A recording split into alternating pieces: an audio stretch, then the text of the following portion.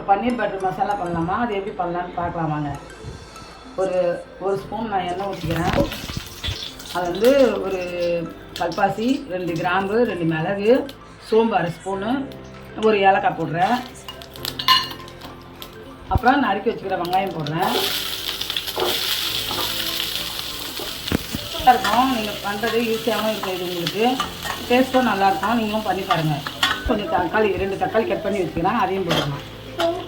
வந்து நான் முந்திரி போடுவேன், ஆனால் முந்திரி இல்லை என்கிட்ட. அதனால் கொஞ்சமாக ஒரு 1/4 ஸ்பூன் பொட்டுக்கடலை போடுவேன். இது போட்டால் கொஞ்சம் திக்னஸ் இருக்கும். முந்திரி போடலாம், அது முந்திரி தான் போடணும். சரி, அதனால நான் பொட்டுக்கடலை போட்டிருக்கேன். இப்போ வந்து நம்ம 1/2 ஸ்பூன் சிக்கன் மசாலா போட்டிருக்கோம்.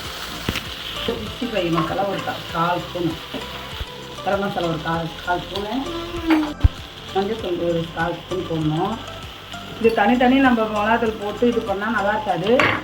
வதக்கத்தில் போட்டு அரைச்சோம்னா அந்த சூட்லேயே அந்த பச்சை வாசனை போயிடும். அதனால இது மொத்தமாக போட்டு இப்போ இந்த மாதிரி பண்ணிவிட்டு நீங்கள் அதை அரைச்சிடணும். இதை ஒரு 10 நிமிஷம் நீங்கள் வதக்கி விட்டு அரைச்சி, அப்புறம் நான் 10 நிமிஷம் வதக்கிட்டு கொஞ்சம் ஒரு ஸ்பூன் இஞ்சி பூண்டு பேஸ்ட்டு போடணும்.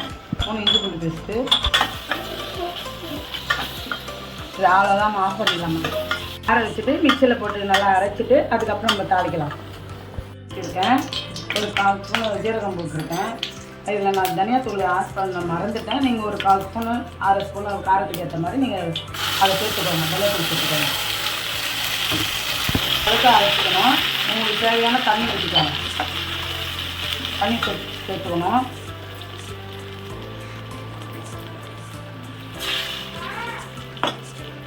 நமக்கு தேவையான உப்பு போட்டுக்கலாம். இன்னும் கொஞ்சம் நான் தண்ணி ஊற்றணும், கெட்டியாகிடும்.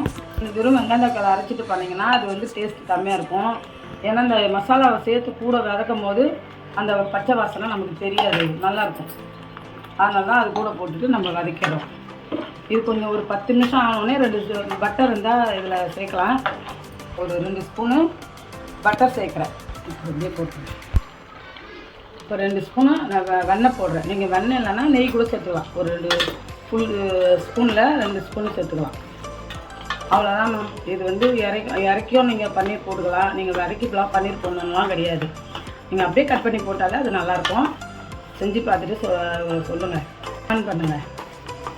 அவ்வளோதாம்மா. இது தேன மெத்தடில் நான் பன்னீர் சீக்கிரத்தில் போகிறத விட நீங்கள் கொதிக்கும் போது கூட அந்த வாசனை நல்லாயிருக்கும். அதெல்லாம் 2 பச்சை மிளகாய் கீறி வச்சுருக்கேன்.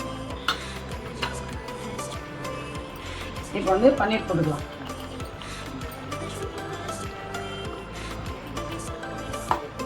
பன்னீர் போட்டுக்கலாமா, நான் போட்டுட்டேன். கஸ்தூரி மேத்தி கொஞ்சம் போட்டுக்கலாம்.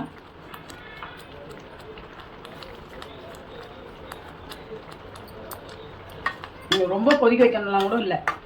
ஆனால் நம்ம ஆல்ரெடி அதை வந்து நல்லா வதக்கி தான் வச்சுருக்கோம். அதனால் நீங்கள் அப்படியே ஒரு 10 நிமிஷம் வச்சாலே போதும், கிரேவி ரெடி.